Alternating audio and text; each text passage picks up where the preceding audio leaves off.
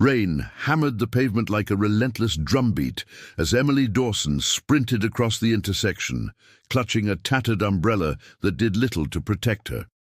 Every step splashed cold water up her legs, soaking her worn sneakers and numbing her toes.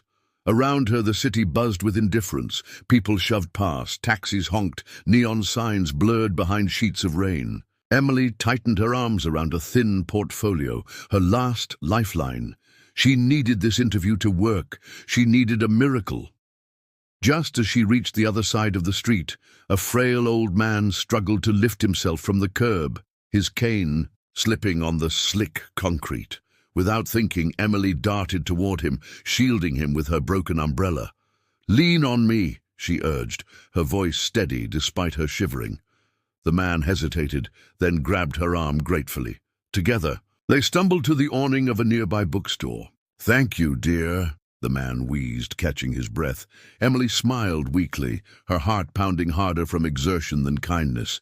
She brushed her soaked bangs from her eyes, whispered a rushed, "Take care," and darted off again. Her interview was 5 minutes away, and she was already late. Across the street, a tall figure in a charcoal coat watched the scene unfold with keen interest. James Carter had seen the world at its worst: greed, betrayal, selfishness in shiny suits and expensive shoes. Watching Emily shield a stranger without hesitation hit him in a place he thought long frozen.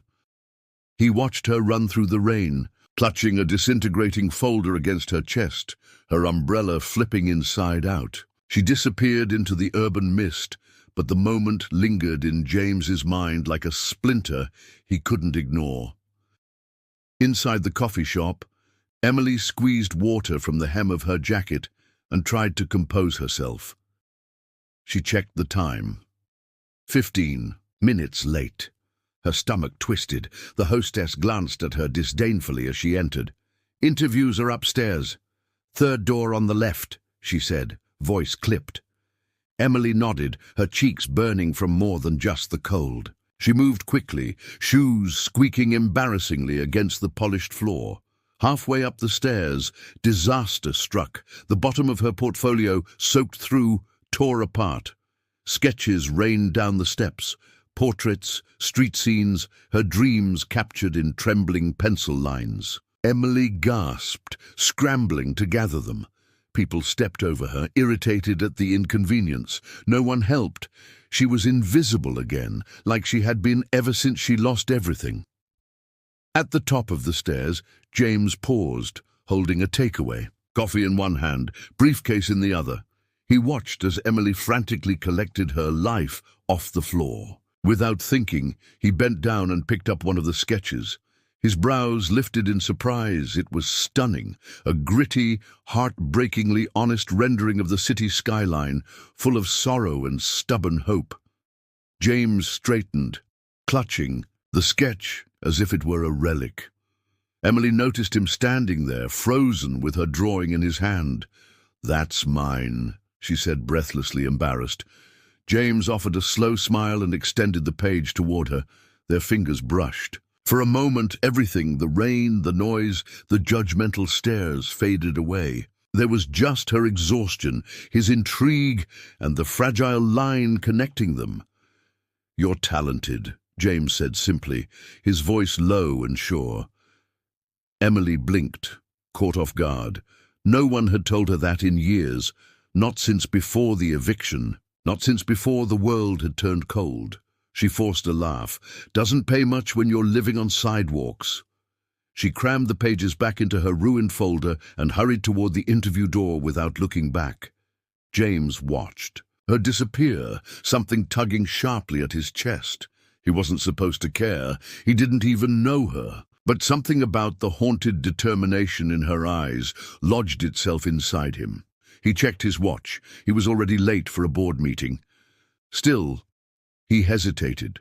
Something told him he hadn't seen the last of Emily Dawson. Inside the conference room, the interview was brutal. Emily sat across from a woman who barely looked up from her laptop. "Experience?" the woman asked. Emily rattled off her limited internships, omitting the months of living hand to mouth. portfolio?" the woman asked. Emily handed over the sodden remains of her dreams. The woman thumbed through it, grimacing at the water damage.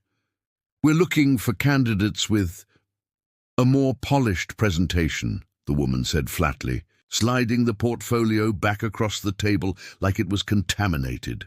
Emily nodded stiffly, feeling the shame claw up her throat. "Thank you for your time," she whispered, standing before she could cry. She fled the room, fled the building, fled the disapproving stares that followed her like ghosts. Back outside, the rain had slowed to a miserable drizzle. Emily sank onto a bench, pulling her knees to her chest. She stared at the city lights through blurry eyes. Her dreams had been washed away, both figuratively and literally. She was down to her last few dollars. Tonight, it would be another sleepless night in the shelter, assuming they still had a bed. As she rocked herself for warmth, a soft click sounded nearby.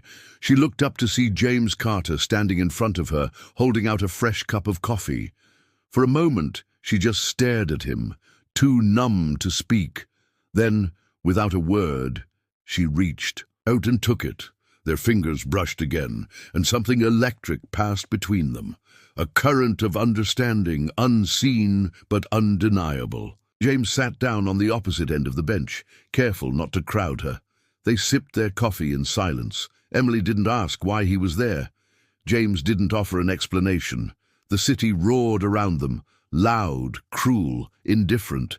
But on that battered bench under a broken umbrella, something rare and fragile had taken root. And neither of them knew yet just how much it would change their lives. The next morning, the world seemed determined to remind Emily of her insignificance. She trudged through narrow alleyways, dodging puddles and discarded dreams, her backpack clinking with the few coins she had left. As she wandered aimlessly, hunger gnawed at her belly like a relentless rat. She didn't want to go back to the shelter yet. She needed something to hope for, even if it was just a warm place to sit. Across the street, a neon sign flickered, Bean and Bloom Cafe. It looked too polished, too expensive, but Emily's body made the decision before her mind could argue. She pushed open the glass door, and a bell chimed overhead. Warmth engulfed her instantly, bringing the rich scent of coffee and fresh pastries. Her stomach growled audibly, causing her to blush and glance around nervously. The cafe was cozy but upscale. Wooden floors, hanging plants, walls lined with art. The kind of place that catered to people with MacBooks and leather satchels. Emily hugged herself tightly and shuffled toward the counter. The barista, a tall woman with sharp eyeliner, looked her up and down with barely concealed disdain. "Can I help you?" the woman asked, already sounding tired of her. Emily pulled the last crumpled bills from her pocket. "Just a black coffee, please, small." She placed the money on the counter, willing herself not to shrink under the woman's gaze. The barista took it reluctantly, as though touching Emily's coins might infect her with failure. Behind her, the espresso machine hissed and spat like it was protesting the transaction too. As she waited, Emily spotted a quiet corner booth near the window and made a beeline for it, hoping to become invisible. She clutched her coffee cup like a lifeline, inhaling the steam. Across the room, James Carter sat with his own mug, a laptop open before him. He watched her discreetly over the rim of his cup, masking his interest behind practiced indifference. James wasn't supposed to be there. His office had a state-of-the-art espresso machine and a personal chef, but something had pulled him out. Into the city this morning. Maybe it was curiosity, maybe guilt, maybe the nagging feeling that he wasn't done with her story. Watching Emily sit alone, hunched and wary, something twisted painfully in his chest. His phone buzzed. His assistant probably wondering where he was. James silenced it without a glance. He leaned back in his seat, weighing his next move carefully. She was like a bird with broken wings. Any sudden movement might scare her off for good. No, he would wait, watch, understand. If he approached her wrong, he could lose the chance before it even began. Meanwhile, Emily pulled out her sketchbook, the one portfolio she managed to salvage. The pages were warped from yesterday's rain, but her drawings still bled hope across every line. She flipped through them slowly, her fingers trembling not from cold, but from fear. Fear that her art would never matter. Fear that she would vanish into the cracks of this ruthless city without anyone even noticing. She didn't notice James observing her. She didn't notice the two wealthy women nearby whispering about her torn jacket. All she saw were her dreams, soggy and crumbling in her lap. Tears pricked her eyes, but she blinked them away stubbornly. If the world wanted to break her, it would have to try harder. She hadn't come this far just to surrender. James set his laptop aside, unable to keep pretending he wasn't invested. He rose slowly, smoothing his jacket, and crossed the cafe toward her table. Each step felt heavier than it should. He wasn't just approaching a homeless artist. He was stepping into a story he didn't know how to finish, a story that could change everything if he had the courage to turn the first page. "Mind if I sit?" His voice was low, cautious. Emily's head snapped up, wide-eyed. She opened her mouth to say no, instinctively protective, but something about him, the softness behind his guarded eyes, made her hesitate. She nodded wordlessly. James slid into the booth opposite her, giving her space, giving her time. "I saw your work yesterday," James said carefully. "It's extraordinary." Emily gave a hollow laugh, closing the sketchbook roughly. "Tell that to the art directors who won't even look me in the eye." James tilted his head slightly. Sometimes the best work doesn't belong to the loudest voices. It belongs to the ones brave enough to keep creating, even when no one's watching. Emily studied him closely now. His suit was tailored, his watch expensive, but there was something unpolished about him too, a sadness tucked behind the charm. He wasn't another corporate shark, at least not entirely. "Why do you care?" she asked bluntly, wrapping her hands around the coffee cup again, like it might anchor her. James hesitated. The truth was complicated. He cared because she reminded him of a version of himself he'd buried long ago. The dreamer, the fighter. He cared because in a world full of polished fakes, Emily was painfully, beautifully real, but he couldn't say that.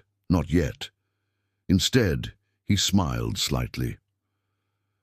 "Maybe I just believe in lost causes." Her lips twitched into the ghost of a smile. "Well, you picked a good one." Silence stretched between them, but it wasn't heavy. It was curious, cautious, alive.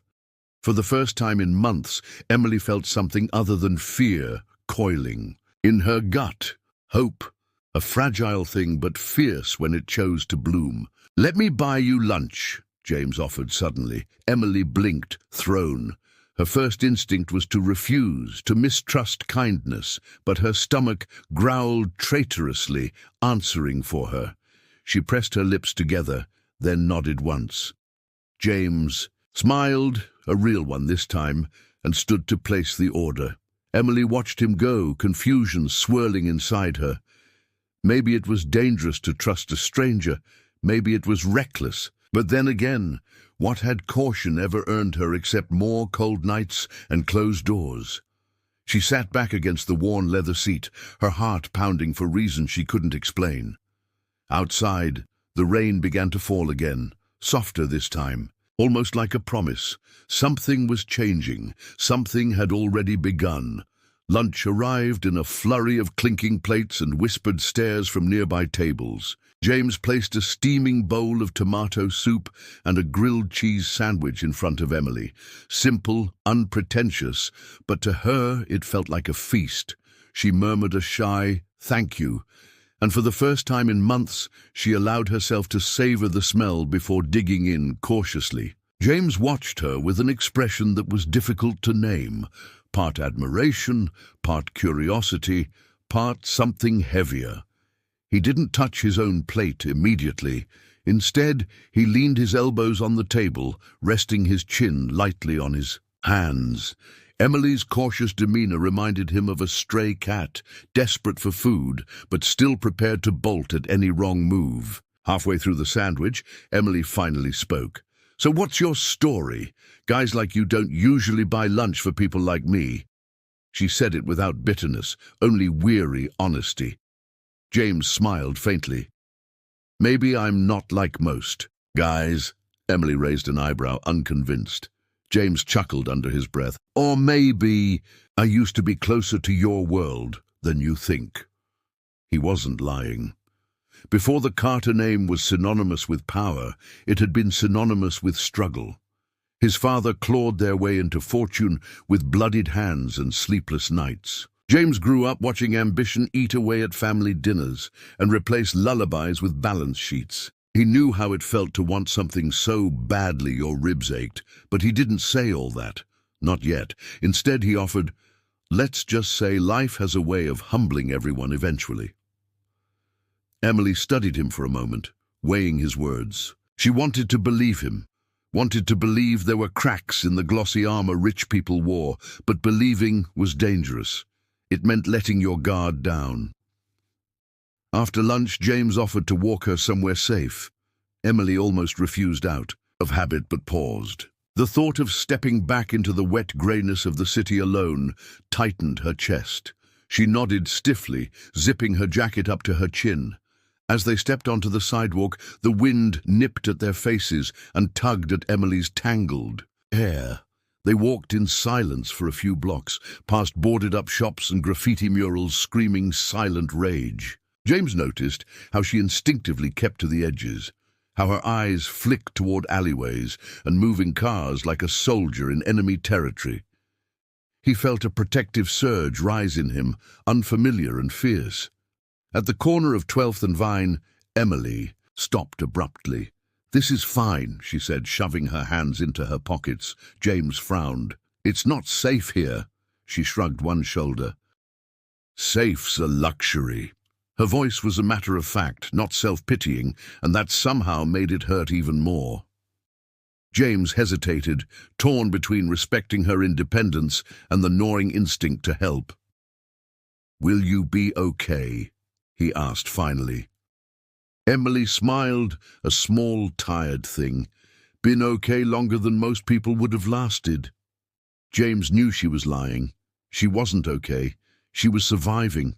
There was a difference, and it was written in the hunch of her shoulders and the fading defiance in her eyes. But he also knew better than to push. "Here," he said, reaching into his pocket. Emily tensed immediately. "I'm not taking charity," she said sharply. James chuckled softly. "It's not charity, it's an investment in an artist whose work deserves more than moldy sidewalks." He handed her a business card, crisp and simple. J. Carter Private. Collections. "If you ever want to show your portfolio somewhere that matters, call me." Emily took the card reluctantly, almost like it might burn her fingers. She looked down at it, then back up at him. "Why me?" she asked, the words cracking slightly. James met her gaze without flinching.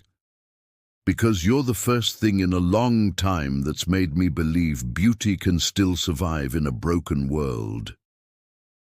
He turned and walked away before she could reply, his figure disappearing into the misty greyness like a ghost. Emily stood there long after he was gone, the card clutched tightly in her fist. She felt something stirring deep inside her chest, something painful and exhilarating all at once, a tiny, dangerous flicker of belief. That night, curled on a cot in the corner of a crowded shelter, Emily pulled the business card from her pocket and stared at it under the flickering light. Her fingers traced the embossed letters over and over. She could still feel the warmth of the soup in her stomach, the strange weight of his words in her heart. Hope was a dangerous thing. It could lift you high enough to see the stars, or drop you from a greater height when the fall came. Emily knew that better than anyone, but as she drifted into uneasy sleep, one thought refused to let go. Maybe, just maybe, there was still a way out. Maybe she hadn't reached the end yet. And maybe, just maybe, the man in the coffee shop wasn't finished with her story either. 3 days passed before Emily found the courage to even think about the card again. She spent the first day convincing herself it was a trick, the second day wondering if it mattered, and the third day realizing that survival without hope was no life at all. Sitting outside a library, chewing on a stale granola bar, she finally pulled the card from her jacket. Her thumb hovered over her cracked phone screen as she typed the number. Twice she almost deleted it. On the third attempt, before fear could win, she hit call. The line rang twice before a warm, professional voice answered. "Carter Collections, how can I help you?" Emily cleared her throat, hating how small her voice sounded. James told me to call." There was a pause. Then, "One moment, please." The line clicked and shifted, and suddenly it was him. "Emily," James said, his voice a little surprised but genuinely pleased. "I was hoping you would call." Emily bit her lip, regretting it already. I'm not looking for handouts," she blurted out. She heard him chuckle softly. "Good. I'm not offering one." "Can you meet me?" he asked. His tone wasn't commanding, just expectant, like he already knew she would say yes. Emily hesitated, glancing around the library steps like she might find an escape hatch. Finally, she sighed. "Where?" James gave her the address. Somewhere uptown, somewhere she didn't belong. She almost hung up, but instead she scribbled it down. The train ride was surreal. Emily kept expecting someone to tap her on the shoulder and drag her out of the clean, brightly lit car. She hugged her backpack tighter, ignoring the sideways glances from businesswomen and college students. She focused on the rhythm of the tracks, trying to beat back the pounding of her heart. The building was a sleek tower of glass and steel, the kind of place Emily would usually pass by without even looking up. She hesitated outside, feeling the familiar weight of shame press down on her shoulders. What was she doing here? Who was? She kidding? But before she could turn away, the revolving door spun and James stepped out. He wasn't in a suit this time. Dark jeans, a fitted sweater, a jacket slung casually over one shoulder. He smiled when he saw her, and for a moment, Emily forgot to breathe. He made the world seem less cruel. "Come on," he said, nodding toward the entrance. "I want to show you something." Against all better judgment, she followed. Inside, the lobby gleamed like something out of a dream. Marble floors, towering plants, art installations. Emily tried to make herself small, invisible. James seemed to sense it and slowed his pace slightly, matching her steps. "Don't worry," he said under his breath. "The place looks scarier than it is." She almost smiled. Almost. They took an elevator to the 15th floor. When the doors opened, Emily's breath caught. It wasn't an office. It was an art studio, wide, sun-drenched, filled with easels, canvases, brushes, colors exploding everywhere. It smelled of turpentine and possibility. For a moment she forgot her fear. She forgot everything but the aching, burning need to create. James watched her reaction closely. "This is one of our private studios," he said. "We sponsor independent artists sometimes," quietly. Emily turned to him, suspicion flickering. "Why are you showing me this?" James didn't flinch. "Because I believe in what you can do, and because I need something from you too." He crossed the room, picked up a small canvas from a nearby table, and brought it to her. It was a portrait of a boy, fragile, broken, hidden behind too many walls. "This is my nephew, Daniel," James said quietly. "He hasn't spoken since his parents died last year. Therapists haven't helped, medications haven't helped." Emily looked up sharply, heart pounding. "What does this have to do with me?" James held her gaze. "I want you to paint him, not just a picture, a portrait that might reach him, wake him up. Art can do what words can't sometimes." Emily shook her head. I'm not a miracle worker. James smiled sadly. Neither am I. But maybe together we can be close. The silence stretched long and heavy between them. Emily could hear her heartbeat in her ears. She wanted to run. She wanted to stay. She wanted to believe. She wanted to scream. James seemed to sense the battle raging inside her. He stepped back, giving her space. "Think about it," he said simply. "No pressure." He scribbled something on a slip of paper, an address, a time, and handed it to her. "If you decide to come, meet me here tomorrow." Then he turned and walked away, leaving her alone in the sunlit room, drowning in possibilities. Emily stood there long after he was gone, the slip of paper trembling in her hand. The next morning, Emily woke before dawn, heart pounding like a war drum in her chest. She lay staring at the cracked ceiling of the shelter, wrestling with herself. Trust was a luxury she couldn't afford, yet something about James's offer gnawed at her defenses. Not just the opportunity, it was the way he had looked at her, like she mattered. Clutching the slip of paper so tightly it crumpled, she slipped quietly from the shelter before sunrise. The city was grey and silent, a ghost town before the daily madness awoke. Emily walked the empty streets, replaying James's words over and over in her mind. "Maybe together we can be close." It sounded foolish, dangerous, and yet so desperately tempting. She found the address easily, an old stone townhouse tucked between towering modern buildings. Ivy crawled up the sides, windows framed in dark green. It looked out of place in the cold steel world around it, like a memory refusing to be erased. Emily hesitated at the gate, fighting the instinct to turn and run. Her dreams and her fears were screaming in opposite directions. Before she could lose her nerve, the front door opened. James stood there, casual but expectant, holding 2 steaming cups of coffee. He smiled when he saw her, genuine and unforced. "You came." Emily swallowed hard, stepping forward slowly. "I'm still deciding if that was smart." James laughed softly, stepping aside to let her in. "Smart's overrated." Inside, the townhouse felt warm, alive. Art lined the walls, some finished, some still raw and bleeding from the canvas. Sunlight pooled in patches on the creaky wooden floors. It smelled like paint and old books, and something Emily couldn't name: belonging. She shuffled awkwardly, unsure where to put herself in this world that wasn't hers. James led her to a sunroom at the back of the house. An easel stood waiting, a fresh canvas stretched tight and clean. Brushes, oils, charcoals, all neatly laid out like a feast. Emily stared at it, overwhelmed. No one had ever prepared a place for her like this. No one had ever assumed she was worth preparing for. A small cough broke the silence.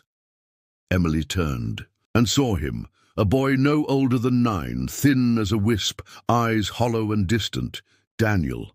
He stood clinging to the doorframe, staring at her with a guarded expression. Emily smiled instinctively, soft and careful, but Daniel didn't react. He simply retreated a few steps, disappearing down the hallway like smoke. James sighed heavily. "That's about as much interaction as we've gotten in weeks," he admitted. Emily's heart twisted painfully. She knew that look. She knew what it was to be so trapped inside your own sadness that the world became an enemy. She turned back to the blank canvas, suddenly terrified. What if she failed? "I don't expect miracles," James said, reading her mind again. "Just try. Be yourself." Emily nodded slowly, setting her battered backpack down and pulling out her sketchbook. Her hands shook slightly as she flipped to a clean page. She wasn't sure where to begin, but beginning was better than running. Hours passed. Emily lost herself in the work, sketching quietly, letting her instincts guide her. She kept the door cracked open so Daniel could come and go without pressure. She hummed softly under her breath, a habit from the days she spent sketching her mother while she slept through illness. Little by little, she felt the tension ease. James drifted in and out, bringing her tea, adjusting the light, saying little. He didn't hover, didn't direct. He simply was. A quiet presence, steady and sure. Emily hated how comforting it felt. She hated how much she wanted to lean into it. She focused harder on her lines, her shading, her breathing. Once she caught Daniel peeking around the corner, watching her work. She pretended not to see him, her pencil moving fluidly across the page. After a moment, she heard the softest whisper. "Is that me?" It was so faint, she almost thought she imagined it. She turned, heart in her throat, but the boy was already gone. Still, she smiled to herself. It was something, a crack in the wall, a door slightly opened. She redoubled her efforts, pouring every ounce of tenderness she had into the portrait. Not perfection, emotion, not realism, recognition. She wanted Daniel to see not just what he looked like, but who he still was underneath the rubble of grief. By sunset, Emily wiped her hands on a cloth and stepped back from the easel. Her back ached, her fingers were smudged black with charcoal, and her heart felt raw. James stood behind her, silent. The portrait on the canvas wasn't flawless, but it was alive. Daniel, not as he was now, but as he might be again, whole, hopeful, reaching. James let out a slow breath. "You're amazing," he said simply. Emily shook her head, unable to accept it. She wasn't amazing, she was desperate, but maybe for once desperation had built something instead of destroying it. Maybe there was still hope, for Daniel, and for herself. She packed her things, quietly, unsure whether to stay or go. James didn't pressure her, he only said, "Come back tomorrow?" His voice was soft, almost shy. Emily hesitated, then nodded once. "Okay." "Do." As she slipped out into the cool night air, the slip of paper still clutched in her hand, she realized something startling. For the first time in as long as she could remember, she was looking forward to tomorrow. The next day, Emily arrived at the townhouse early, her heart hammering harder than the first time. Something about stepping inside made her feel like she was trespassing on someone else's dreams. James met her at the door, coffee in hand, smile easy. "You're early," he said, as if pleased. Emily shrugged, trying to hide how much it mattered, to be wanted somewhere. They fell into a quiet rhythm. Emily set up her materials. James retreated to another room to handle calls. Daniel hovered at the edges again, a ghost slipping between rooms. Emily pretended not to notice, even when her heart leapt at every small sign that he was watching. She sketched carefully, leaving spaces for Daniel to fill with his curiosity.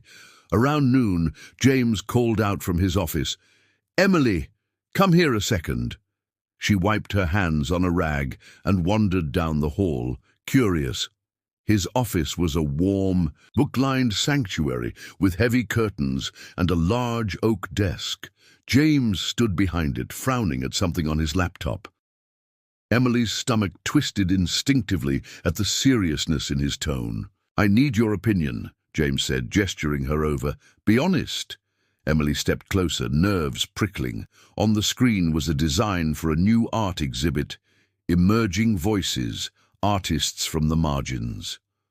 At the top, the Carter Collection's logo gleamed. James glanced at her, searching her face. "What do you think?" Emily stared at it, stunned. "You're giving unknown artists a real show?" she asked cautiously. James nodded. "That's the plan. But it only works if we find artists who have something real to say, not just polished." "A gallery fluff," Emily swallowed hard. "It's incredible," she said, meaning it. James smiled, that slow, almost boyish smile that made the air feel warmer somehow. He clicked to another screen, showing a list of potential invitees. Emily scanned the names and froze. Halfway down the list, she saw it. Carter Foundation Board of Trustees, Chairman James Carter III. The blood drained from her face. 3. Not just a gallery owner, not just rich. He was the heir, one of the most powerful names in the city. James looked up just in time to see the change in her, the stiffening of her shoulders, the light draining from her eyes. "Emily?" he asked cautiously. She stepped back, instinctively, her heart hammering. "You didn't tell me," she said, voice low and shaking. James frowned. "Tell you what?" She gestured helplessly at the screen. "Who you really are." James ran a hand through his hair, frustration flashing across his face. "I didn't hide anything. You never asked." Emily let out a sharp, humorless laugh. "You think I would have just walked in here if I knew you were—" "Him? The Carter dynasty? The people who turn artists into commodities?" James's face hardened slightly. "That's not what I'm trying to do." The room felt suddenly too small, the air thick with betrayal. Emily's mind raced. How stupid had she been? Trusting a man like him, letting herself believe in fairy tales? "I don't belong here," she said, backing toward the door. James took a step forward. "Emily, wait!" But she was already gone, fleeing down the hallway, through the front door, into the street. The cold hit her like a slap. Emily didn't stop running until the townhouse disappeared from view. She ducked into a side street, gasping for air, rage and shame battling for dominance inside her. How could she have been so naive? Of course kindness came with a price. Of course there were strings. There were always strings. James stood in the doorway for a long time after she disappeared, staring at the empty sidewalk. He cursed under his breath, slamming the door harder than necessary. He hadn't wanted her to find out like this. He hadn't even realized how important it was to him, until she was gone, until the house felt colder without her. Meanwhile, Emily wandered the city aimlessly, too raw to think. Her feet took her to places she barely remembered passing. The library steps, the coffee shop, the graffiti-covered alleyways. Everywhere she looked, the city seemed to mock her with its glittering promises. She was a fool to think she could belong in that world. As dusk fell, Emily curled up on a bench in a small deserted park. She pressed her forehead against her knees and fought the tears clawing at her throat. She wasn't angry at James. Not really. She was angry at herself, for wanting, for hoping, for letting herself believe she could be part of something bigger than survival. But even through the despair, a small voice whispered traitorously inside her. Maybe he wasn't lying. Maybe he saw something real in you. Emily squeezed her eyes shut. Hope was a knife, and she had forgotten how easily it cut. Night wrapped the city in a blanket of cold indifference. Emily shivered on the bench, her jacket offering little protection against the biting wind. Her hands were numb, her heart colder still. Every instinct told her to find shelter, but she couldn't move. She was stuck between anger and sorrow, between running and facing a truth she didn't want. In her pocket, the slip of paper James had given her crumpled against her fingers. She pulled it out, stared at it under the flickering streetlight. His handwriting was careful, almost vulnerable. It made her chest ache. With a bitter snort, she crumpled the paper tighter and shoved it back into her pocket. She wasn't some charity case for a Carter. The homeless shelter was full when she finally dragged herself there around midnight. She stood at the entrance for a long time, watching the line of desperate souls shuffle in and out. Every cell in her body resisted stepping back into that world. The smell of hopelessness, the fights over scraps, the endless cycle of survival without living. But she didn't have a choice. Emily wrapped her arms tighter around herself and stepped inside. The warmth was tainted with sweat and despair, but it was better than the streets. She found an empty cot against the far wall, tucked into the shadows. Curling into a tight ball, she pulled her threadbare blanket over her head and tried to disappear. Sleep was impossible. Every time she closed her eyes, she saw James's face, the hurt confusion in his eyes when she fled. She cursed herself for caring. He didn't deserve her loyalty. No one did. People like him, people with power, only knew how to take. She repeated the words like a mantra, trying to kill the hope still flickering inside her. Morning came too soon, grey and miserable.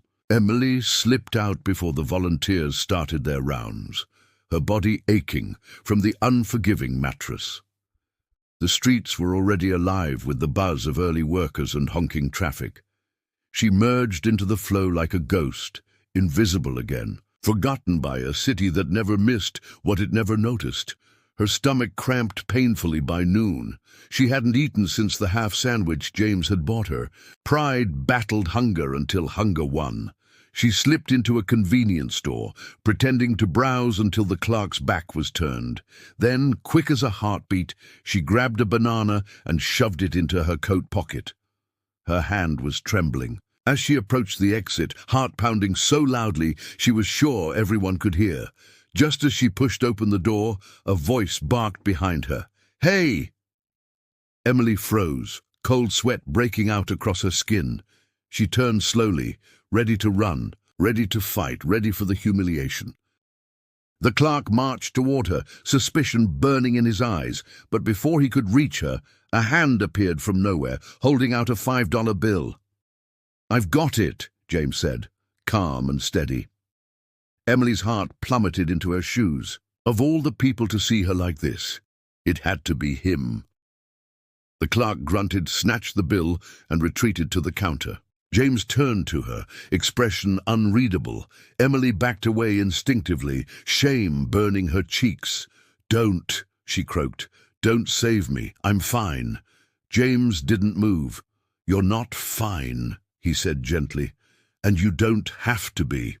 Tears blurred her vision. She hated him for being kind, hated herself more for wanting to believe him. "You lied," she whispered. James shook his head. "I didn't. I just didn't tell you everything. I wanted you to see me before you saw my name." His voice cracked slightly. "I wanted you to see me." Emily wiped her sleeve roughly across her face. "It doesn't matter. People like you don't belong with people like me." She turned and ran before he could answer, the banana still clutched in her pocket. Like a stupid, humiliating prize. She ran until her lungs burned and her legs buckled. She collapsed in a narrow alley between two shuttered shops, pressing her forehead against the damp brick. What was she doing? She couldn't go back. She couldn't move forward. She was trapped, running nowhere, burning bridges faster than she could build them. The city loomed above her, cold and uncaring. And yet, somewhere deep inside the ruins of her hope, a stubborn ember still refused to die. James had seen her at her worst, and he hadn't turned away. He hadn't pitied her. He had simply stayed. She hated that it mattered. She hated that it meant everything. In the stillness of the alley, with the world moving indifferently around her, Emily realized something brutal and terrifying. Maybe it wasn't James she didn't trust. Maybe it was herself. The cold sank into Emily's bones as she sat in the alley, unmoving. Hours passed unnoticed, time slipping through her fingers like water. She hugged her knees tighter, rocking slightly. Memories she had buried deep clawed their way to the surface. Ghosts of a life she had once believed was normal, before everything had shattered beyond repair. She had grown up in a cramped apartment 2 neighborhoods over, the daughter of a man who could sell charm by the pound and a mother who believed in fairy tales. Her father, Harold Dawson, was a small-time hustler dressed in ambition he couldn't afford. He sold dreams to desperate people, and when those dreams collapsed, he always found someone else to blame. When Emily was 16, the blame had landed squarely on her. Harold had roped her into a business deal, promising it was harmless. Just sign a few papers, help him out, he said. She trusted him. She didn't realize she was signing false documents, tying herself to debts that weren't hers. When it all fell apart, Harold disappeared, leaving her to face the storm. Eviction came first, then the repossession notices, then the shame. Her mother, fragile and sickly, crumbled under the weight. of it all. She died less than a year later, lungs failing from years of unfulfilled dreams and second-hand sorrow. Emily was left with nothing but a suitcase full of sketches and a heart full of bruises. She had tried to build something out of the ruins. She found part-time jobs, cleaned houses, sold sketches on street corners. But the city didn't have patience for broken things. Every door slammed in her face carved another scar. Every rejection whispered the same brutal truth. You don't belong here anymore. Emily wiped her face roughly with the sleeve of her jacket, forcing the memories back into their cages. They didn't help. They never did. She needed to move, needed to breathe. She staggered to her feet, her joints aching from cold and stillness, and stumbled back onto the main street. Her steps were aimless. She didn't know where she was going, only that she couldn't stay where she was. Somewhere, deep down, a desperate, shameful thought pulsed. What if James was right? What if there was still a way to build something new? The thought was as terrifying as it was tempting. Emily wandered past luxury storefronts glittering with things she would never touch. Past restaurants where a single meal cost more than she made in a week. She pressed herself against the shadows, unseen and unwanted, a ghost drifting through a world that no longer made space for her. Her reflection in the glass windows looked like a stranger. When she finally stopped walking, she realized her feet had taken her back to Bean and Bloom, the little cafe where it had all started. She hesitated outside, her hand hovering over the door. She was too proud to go inside, too broken to pretend. But standing there in the drizzle, she felt like she was teetering on the edge of a decision that mattered. Through the window, she could see people laughing, sipping coffee, living lives untouched by her kind of wreckage. She could almost hear her father's voice sneering in her head. They'll never let you in. You're not one of them. Emily gritted her teeth against the old, poisonous echoes. She wasn't her father. She wasn't her past. Without thinking, she turned and headed for the library instead, the one safe place left where no one asked questions if you stayed too long.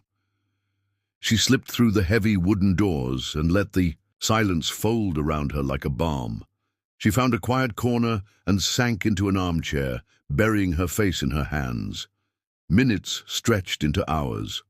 She didn't read. She didn't draw. She just breathed, slowly, painfully, as if teaching her body how to exist again. Somewhere nearby, a child's giggle pierced the stillness, and Emily's heart twisted. Daniel's face flashed in her mind. Fragile, hopeful, waiting for someone to reach him. She pulled the crumpled slip of paper from her pocket again, smoothing it carefully against her thigh. James's address, his offer, his belief. She hated how much it mattered to her, hated how much she wanted to believe he had meant it, but most of all, she hated the fear whispering that she wasn't worth saving. The sun was setting by the time she made her decision. It wasn't courage exactly that moved her. It was something grittier, more stubborn. Survival had taught her to expect nothing, but hope, foolish, reckless hope, taught her that maybe it was okay to try anyway. Even if it hurt, even if it broke her again. Emily stood, tucking the slip of paper into her jacket with trembling fingers. For better or worse, she knew where she needed to go. And this time, she wasn't running from it. She was running toward it. The townhouse loomed in the twilight like a beacon and a warning.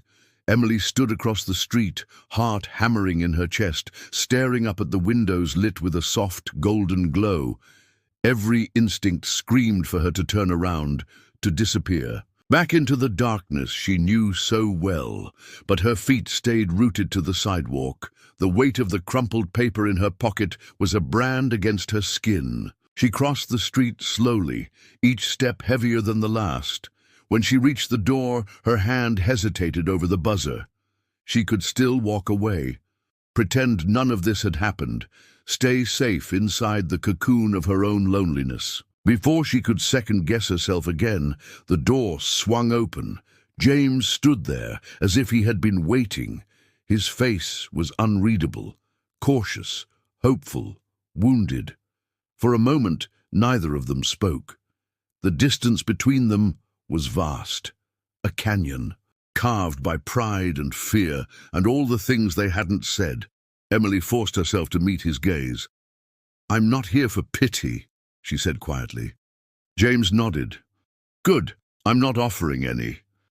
His voice was steady, but there was a crack under the surface. He stepped aside, and Emily entered, the warmth of the house wrapping around her like a tentative embrace. They moved to the sunroom, without speaking. The unfinished portrait still stood on the easel, waiting patiently. Daniel was nowhere in sight. Emily's eyes flicked to the window, the empty doorway, the corners of the room. She felt his absence like a missing note in a familiar song. James finally broke the silence. "I'm sorry," he said simply.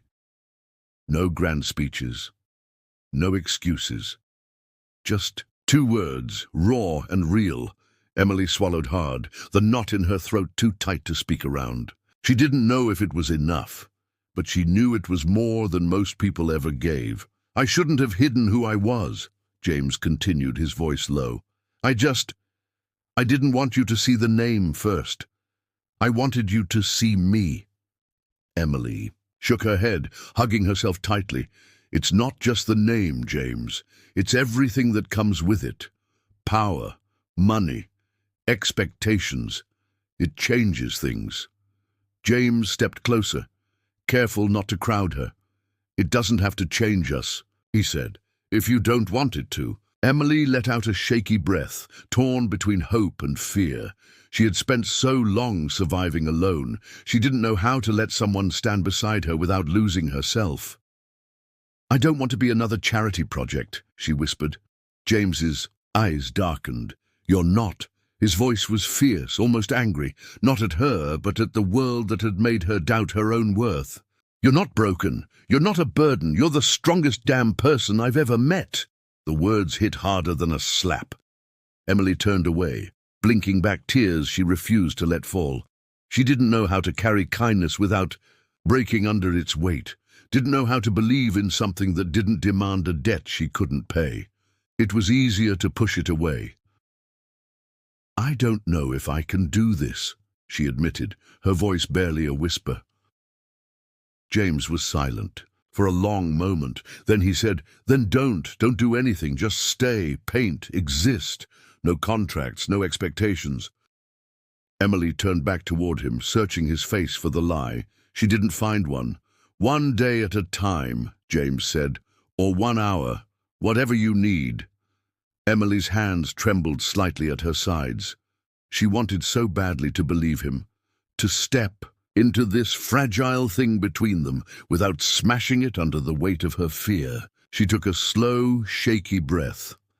"Okay," she said finally, her voice cracking.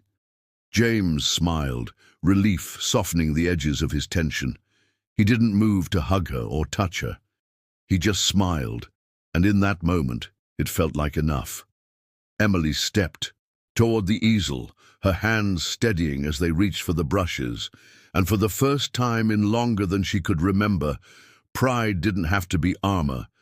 It could be something else, something softer, something that didn't hurt so much to carry.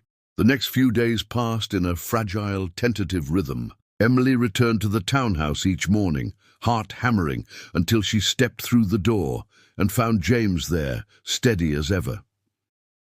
They spoke little at first, sharing small nods, quiet smiles, and moments that didn't need words. It was a new kind of survival, one rooted in trust instead of fear. Daniel remained elusive. Sometimes he hovered near the doorway, silent and watchful. Sometimes he disappeared for hours, lost in his own shadows. Emily never pushed. She simply painted. Sometimes she hummed under her breath, soft and low, filling the silence with something that wasn't heavy or demanding. Slowly the walls began to thin. On the 4th morning, James didn't greet her at the door. Instead, a stranger did, a woman with fiery red hair and a sharp, assessing gaze. She wore a leather jacket and sneakers that looked expensive and battered at the same time. Her smile was quick, mischievous, and just a little dangerous. "You must be Emily," she said, sticking out her hand. Caught off guard, Emily shook it warily. Yeah, and you are?" The woman grinned. "Sophie, James's best friend, and depending on the day, his designated reality check." Emily relaxed a fraction. There was something disarming about Sophie, an energy that didn't leave room for lies or fake smiles. Emily liked her immediately. Sophie led the way into the kitchen, where the smell of fresh coffee filled the air. "James had a meeting," she explained, pouring 2 mugs without asking. "He told me to keep an eye on you." She winked. "But don't worry, I'm terrible at surveillance. Mostly I'm here for the gossip." Emily laughed despite herself, tension easing from her shoulders. They sat at the kitchen island, sipping coffee, like old friends. Sophie asked questions, real ones, not the kind designed to judge or pity, but the kind that said, "I want to understand you." Emily found herself talking more than she intended, sharing scraps of her past, her art, her failures, and the fragile thread that had led her here. When she faltered, unsure how much to reveal, Sophie shrugged and said, "Everyone's a mess, Emily. Some of us just hide it better." Emily smiled, feeling a strange, unfamiliar warmth bloom in her chest. Maybe she didn't have to carry the weight of her past alone. Maybe it didn't have to define her forever. As they talked, Daniel crept into the room, barefoot and silent. He paused when he saw Sophie, eyes wary. Sophie didn't blink. She slid off her stool, knelt to his level and said, "Hey, bud, cool shirt." Daniel glanced down at his faded dinosaur T-shirt, then back at her. A tiny, uncertain smile tugged at his lips. Emily watched, amazed. Sophie had cracked something in 30 seconds that therapists hadn't touched in months. She was a force of nature, unapologetic, genuine, fearless, and somehow she made the heavy air in the house lighter just by existing. Emily wondered what it would be like to move through the world that freely. Later, after Daniel retreated and the dishes were cleared, Sophie turned serious. "Listen," she said, tapping her fingers against her coffee cup.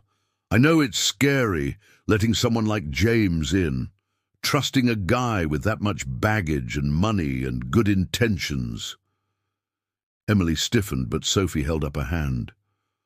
"But you should know something," she continued, voice softening. "James doesn't let people in easily. Hell, he barely lets me in.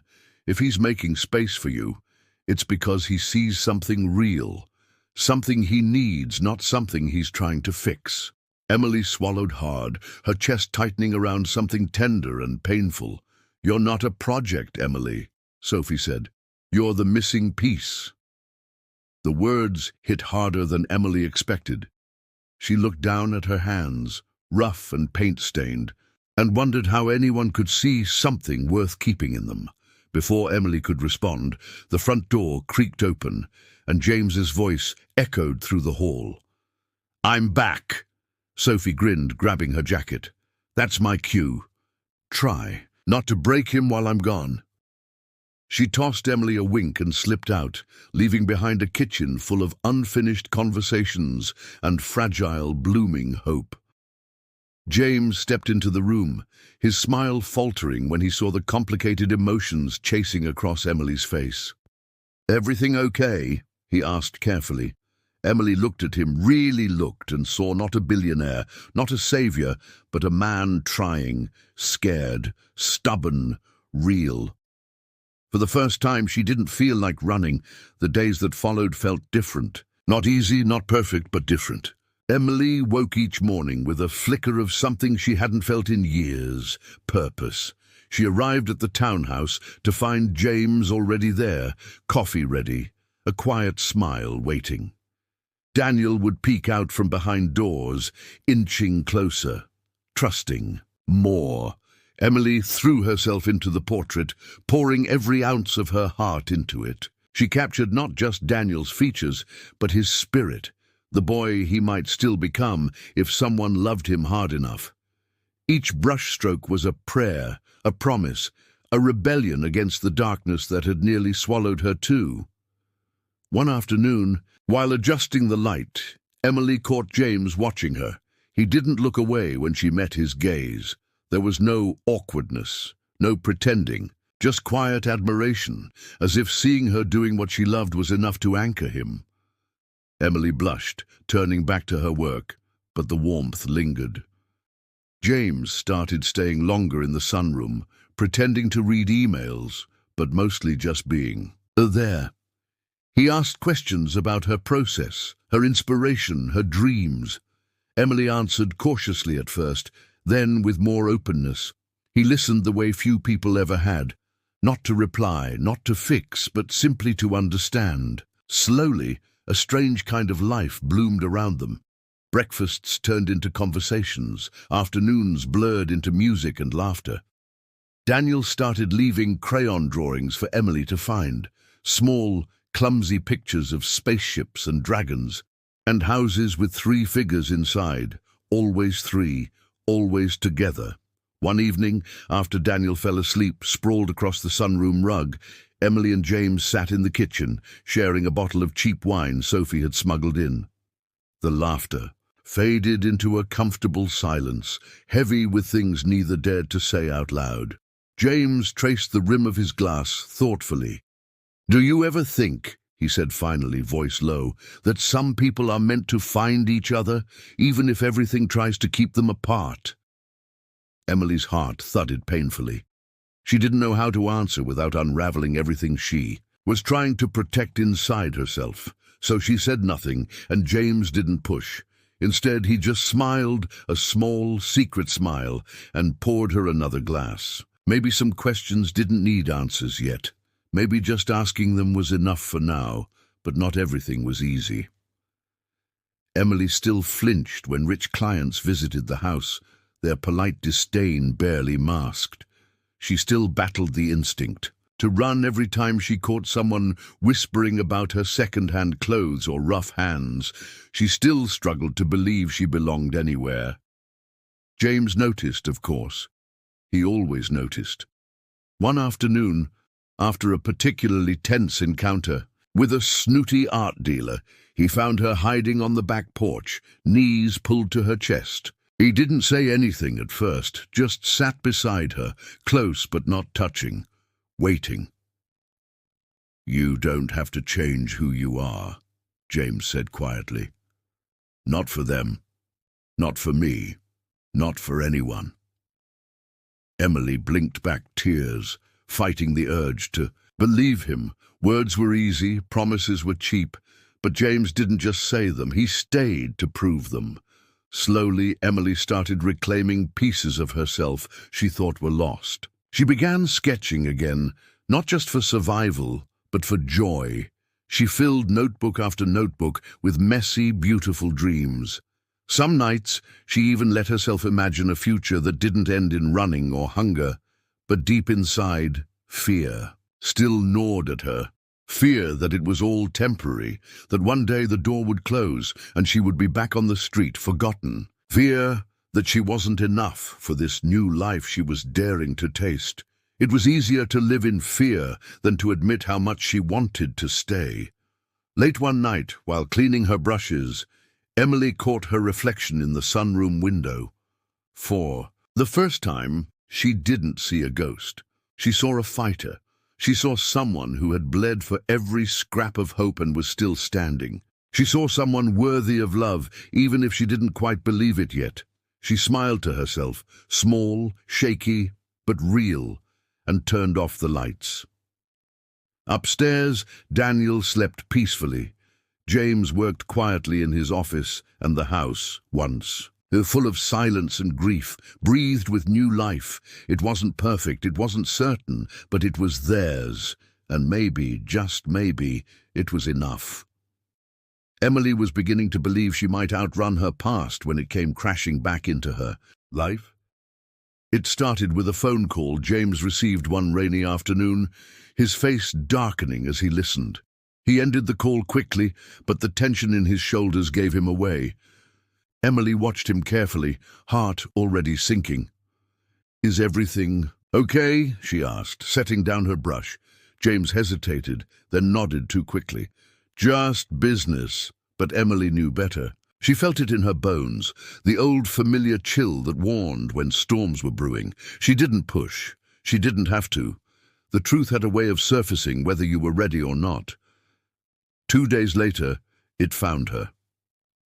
She was walking home from the townhouse when she spotted him leaning against a lamppost, smoking a cigarette with practiced arrogance. Harold Dawson, her father, alive, smirking, as if he hadn't abandoned her to rot years ago. Emily's blood froze in her veins. "Hey, kid," he drawled, flicking ashes onto the sidewalk. "Looking fancy these days?"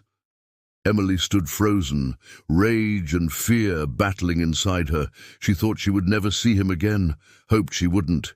Yet here he was, dragging the worst parts of her life back into the light. "What do you want?" she spat, her voice shaking with fury. Harold grinned, all yellow teeth and bad intentions. "Just came to congratulate my little girl. Heard you finally hooked yourself a golden goose." His voice oozed mockery, and Emily's stomach twisted violently. He knew about James, about the townhouse, about everything. "Stay away from me," she hissed, backing away. Harold took a step forward, blocking her path. Now," he said, voice syrupy. "No need to be rude. I'm just saying, it'd be a shame if someone started spreading stories about who you really are, where you came from." Emily's heart hammered painfully against her ribs.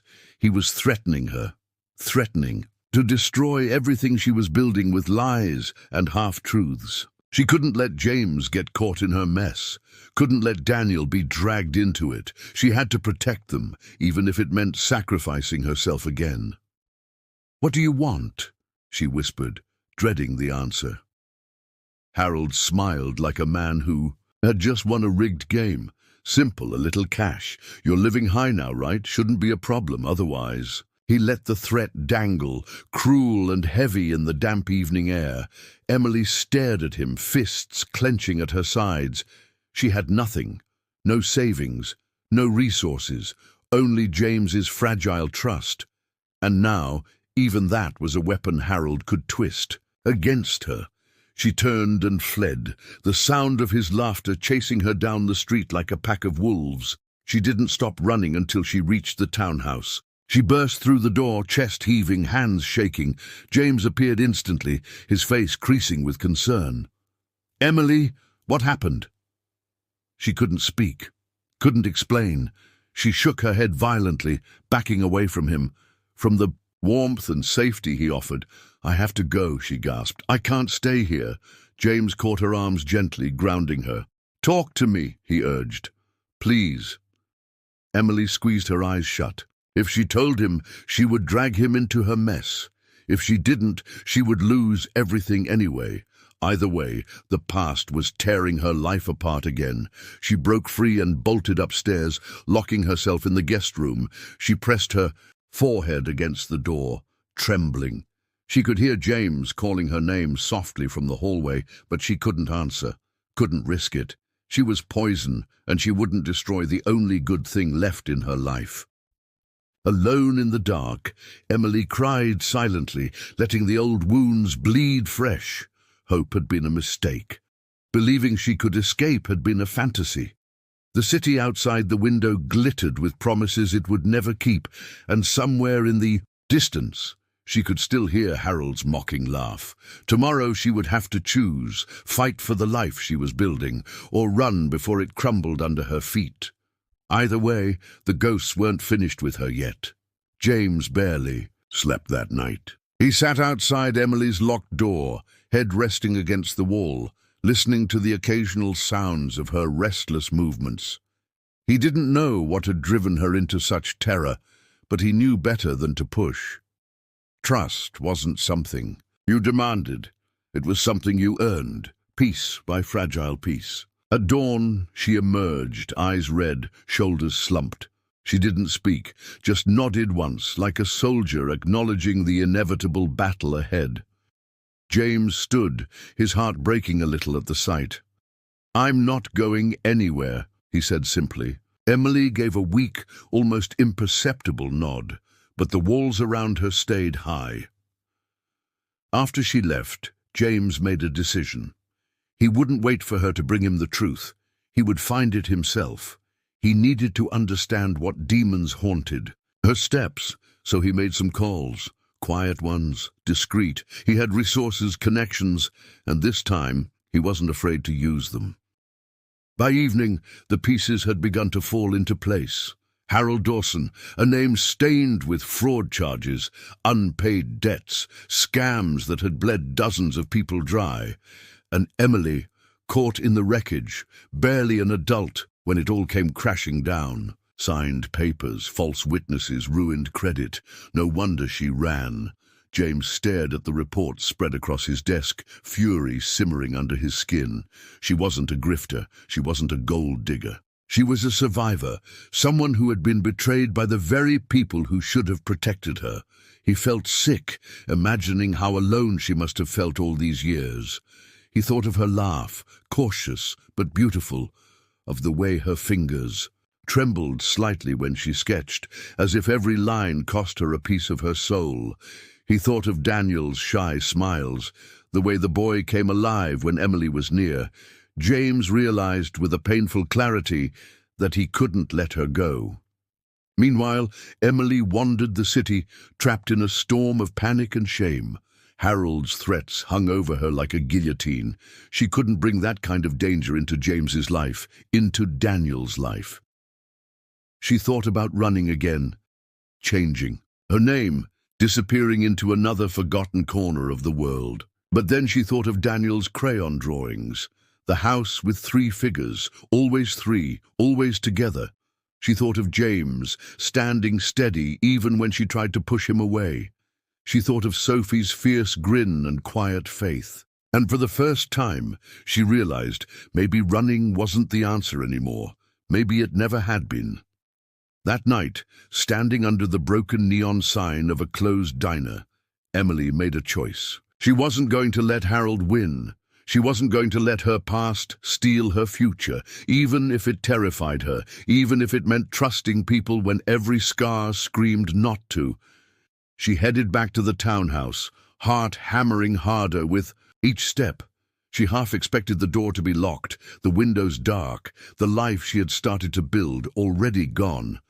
But when she pushed open the door, James was there, waiting, just like he said he would be. Their eyes met across the room. No words, no speeches, just raw, painful honesty. Emily stepped forward, fists clenched to keep herself from shaking. "I need to tell you everything," she said, voice rough. James nodded once, "And I'm ready to hear it." They sat at the kitchen table, the same place where Emily had once sipped coffee like a stranger. Now it felt different. It felt like home. She told him everything, the scams, the betrayal, the years of surviving in shadows. Her voice shook, cracked, but never broke. James listened, silent, fierce, unflinching. When she finished, she braced herself for the inevitable rejection, the disgust, the distance. But James only reached across the table and took her hand in, his steady and warm. "None of that changes who you are," he said. "It just makes me admire you more." Emily's breath hitched painfully. Hope wasn't a knife tonight. It wasn't a weakness. It was a lifeline. She squeezed his hand, anchoring herself to it, and for the first time allowed herself to believe that maybe she wasn't fighting alone anymore. Maybe she never had to again. The day of the exhibition dawned cold and bright, the city buzzing with electric anticipation. Inside the Carter Collections Gallery, final preparations buzzed like a hive of anxious bees. Paintings were adjusted, lights recalibrated, glasses polished. But one section remained hidden under a velvet drape, James's personal project, his tribute to the truth Emily had tried so hard to bury. Emily paced behind the scenes, nerves fraying at the edges. She wore a simple black dress borrowed from Sophie, her hair pinned loosely. She felt like an imposter among the polished socialites and critics who would soon flood the halls.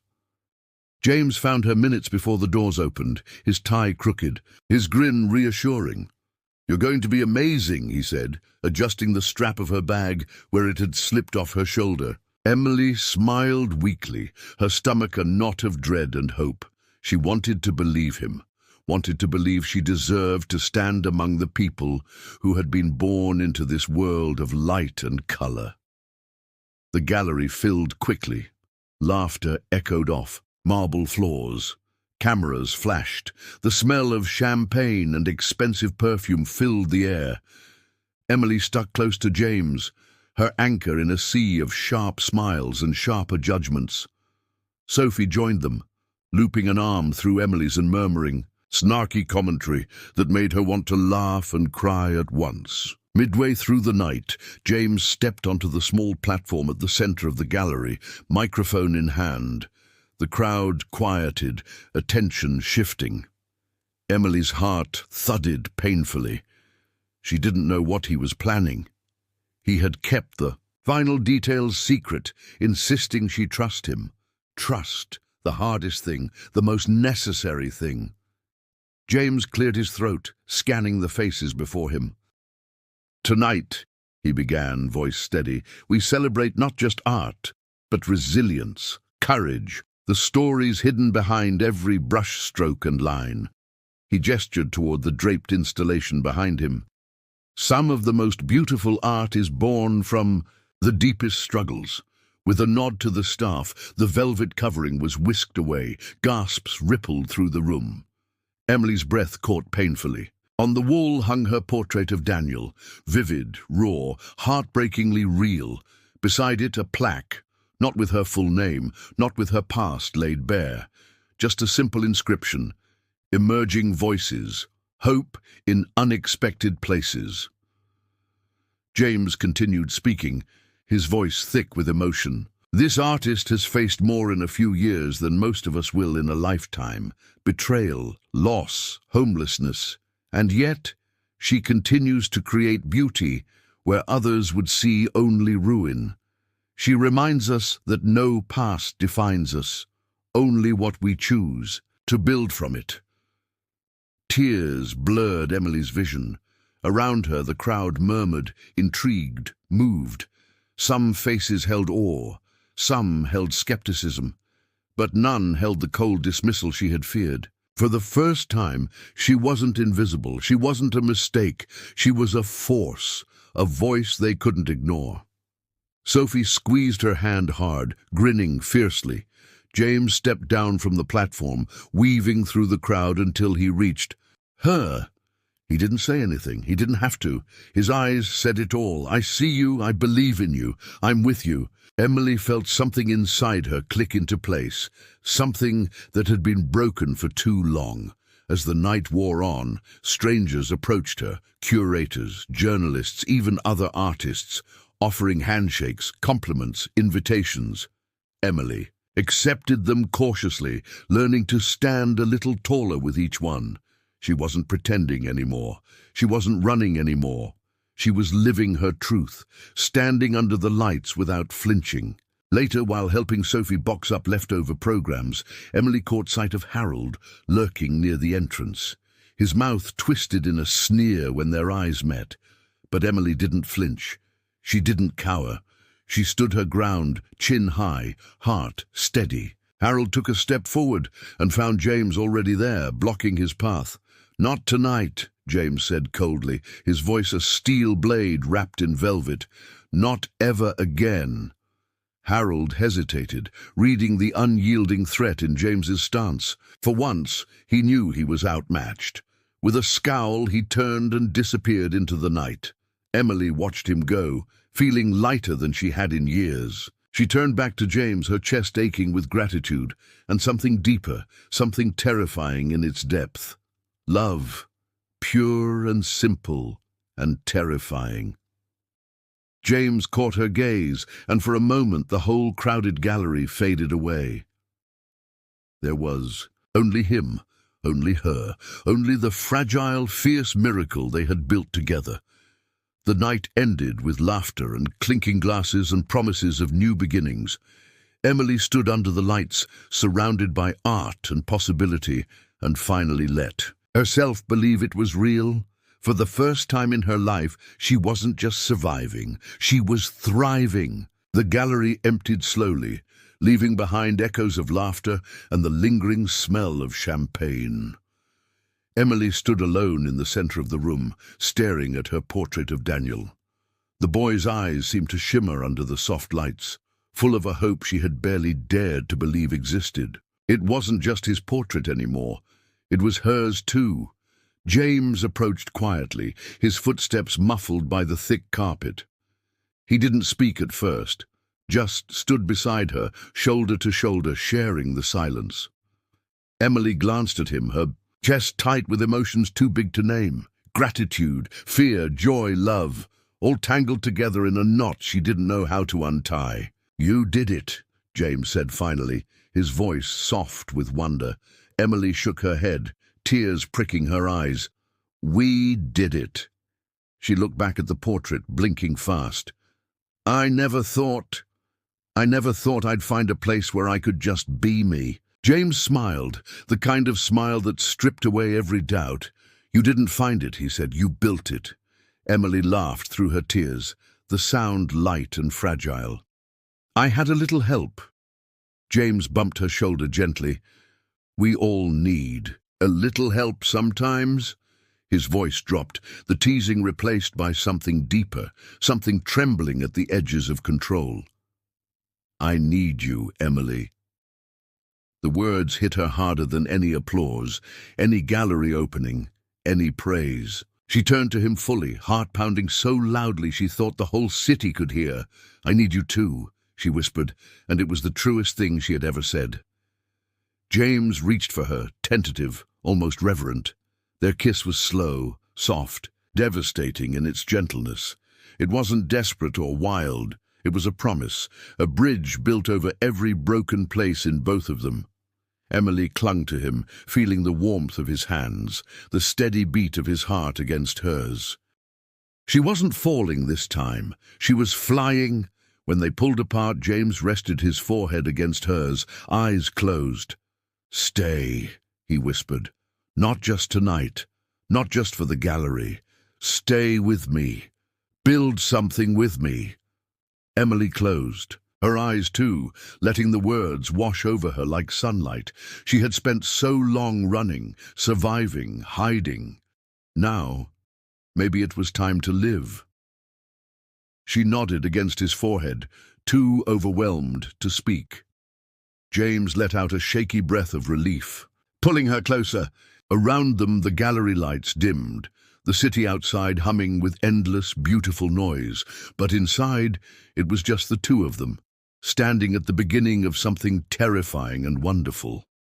Months later, Emily would stand at another gallery opening, holding Daniel's hand while he tugged impatiently at his tie.